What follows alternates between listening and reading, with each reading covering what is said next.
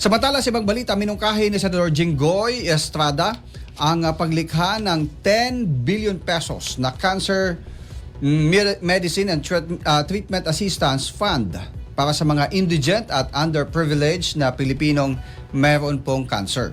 Sa ilalim ng Senate Bill number 1057, layunin nitong sagutin ng pondo ang gastos sa diagnostics, chemotherapy, radiotherapy, operasyon at maintenance medicines.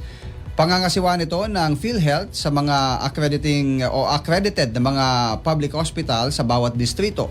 Nakikipag-ugnayan ang PhilHealth sa Department of Health o DOH, DSWD at DILG sa pagtukoy ng mga benepisyaryo habang titiyakin ng malinaw na guidelines at regular na audit ang tamang paggamit ng pondo at taunang suporta mula sa national budget.